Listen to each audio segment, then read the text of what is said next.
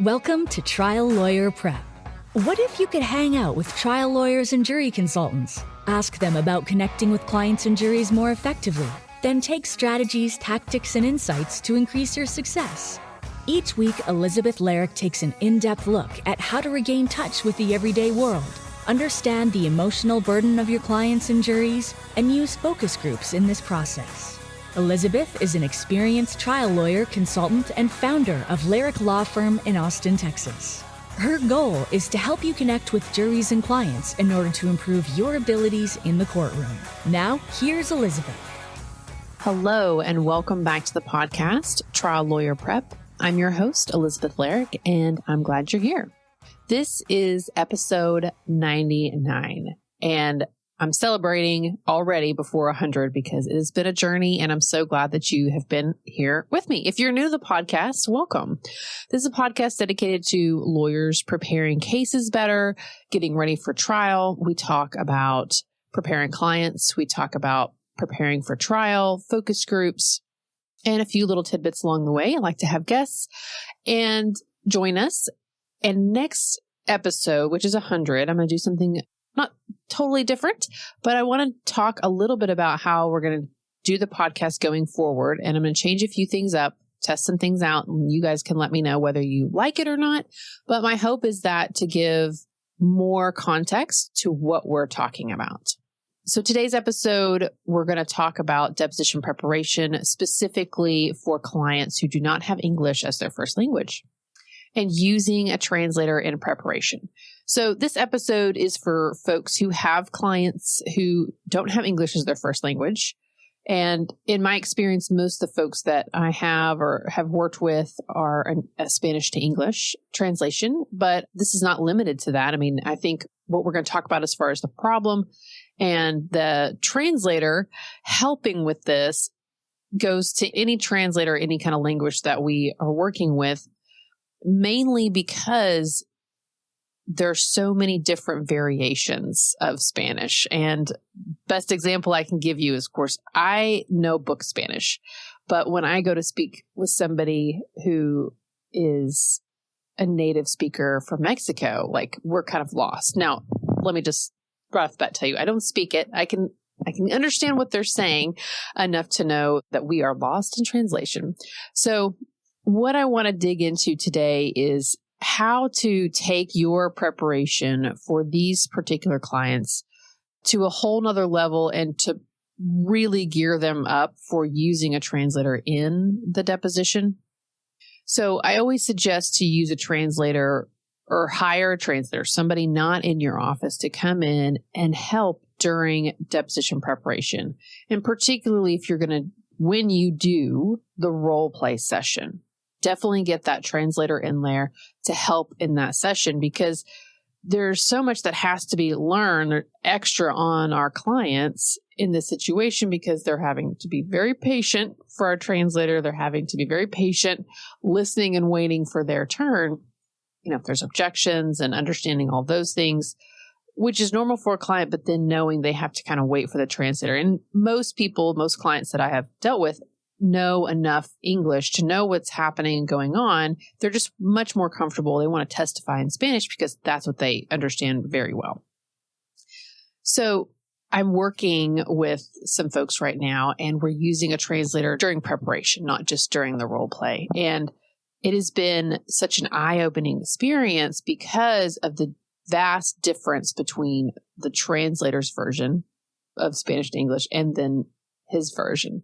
And it's not that either one is wrong, but it has been such a education for me in the words that we may say in a question and how they get translated and then given over. And then there's this just huge block, and it's a car wreck case. And so we're talking about, you know, navigating the road and passing cars and getting around cars. And of course, there's 1,000 ways to say it in English, but there's only so many verbs in Spanish. And so that's why, like, we just kind of got lost in translation. So it's been so helpful for him to kind of understand, oh, like, this is the word that I use here is so important. And they were also, you know, kind of lost with this translation of easy versus better. And so he kept saying easy when he was intending to say better.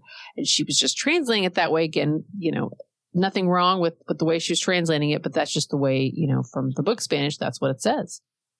So I know that when we use translators in deposition prep, it gives them a whole nother layer of what to expect and how to teach themselves to be patient, to wait.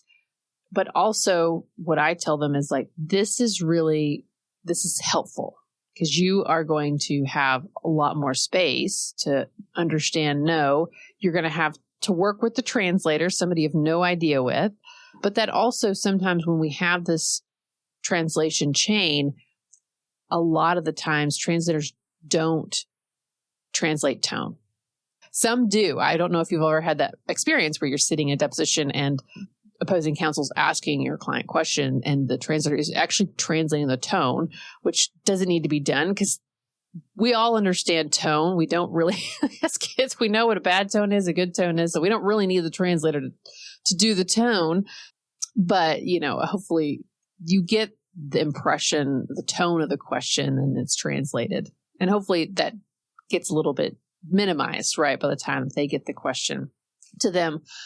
But it's been so helpful to have a translator as somebody outside of your office because there's always a comfort level with speaking with somebody in your office or even speaking with you. If you speak in Spanish or another language with your clients, there is a whole other layer of preparation that you can give them by bringing in a stranger and having them go through that experience. And this is another reason why we always say bring in a different lawyer or bring in a new face to do that role play no matter what, because they need that experience of a complete stranger asking them questions, hammering them on the details and giving them, what happens in a deposition, a real life experience.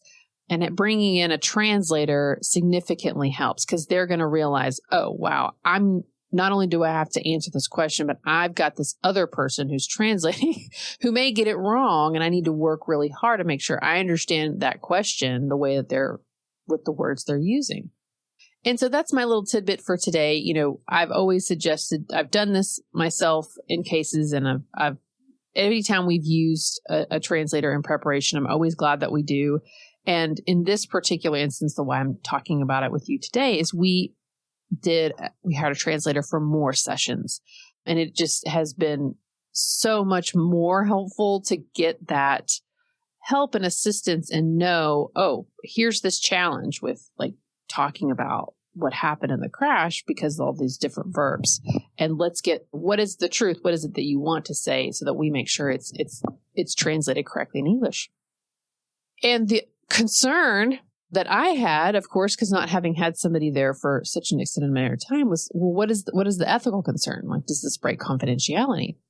And so we talked with a translator with quite a bit about it before we felt comfortable. And she said, no, that's an ethical code that we have, like as an official, court certified interpreter, translator, like it's confidential. We're not breaking confidentiality by translating, being here and translating. So if you had that concern pop up, like I did, she assured us, nope, that's, she would never be able to reveal anything. She's a translator, and that's kind of the code of ethics they have for a court certified interpreter. So be thinking of that. If you're going to go get someone and hire someone, you want to go basically get somebody who's from a certified or court list, not just maybe the other person who speaks Spanish down the hallway in your office, or somebody, I'm not going to say off the street, but somebody else that's like in your home, with a friend or family that you really want to get somebody who's going to be stuck with this and I call it book Spanish because that's really what it is.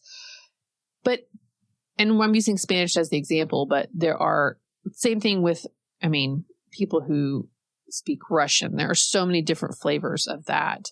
And when you kind of understand the flavor that your client is speaking or that your deponent will be speaking, it's going to benefit you tremendously to also learn what are some of those differences in that specific dialect.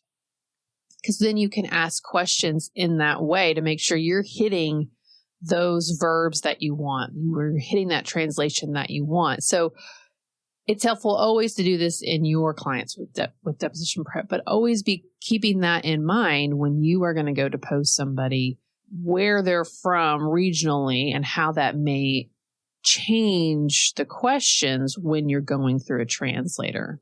And again, English, we've got 1,000 ways to say one different phrase. So, keep that in mind when you're asking questions. And I'll just add one other little story that I had come up again with the translators. We're running a focus group, getting this case ready for trial.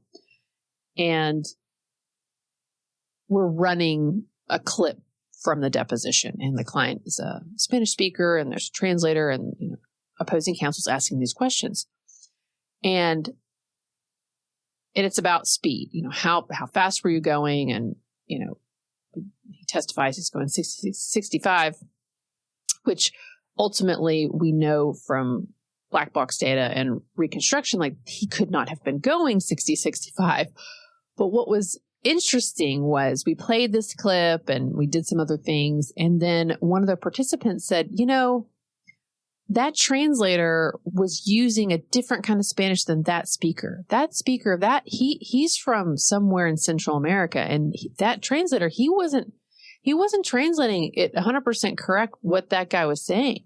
And it was like, oh, wait a second, because this whole, of course, speed thing is kind of a hang up in the case, if you couldn't tell already. And so it was like a light bulb went off, oh, wait a second, that is probably, there's probably something lost in translation. And that's kind of what she was trying to say was, I don't think that he actually was saying that. I think the way that question came off, we understood as English, but he got a different version of it.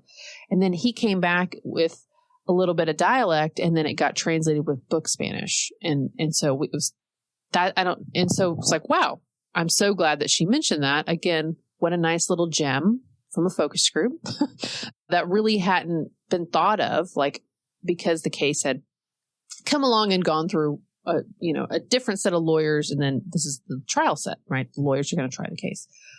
So super important to always be keeping that in mind when it comes to translating and dialect and regional stuff. And if you've got a deposition in your file that has a translator, go back and look at that. Go back and figure out, maybe there are definitely some places where it just doesn't translate the same when you have got dialect versus kind of that book, kind of Spanish or whatever the second language is.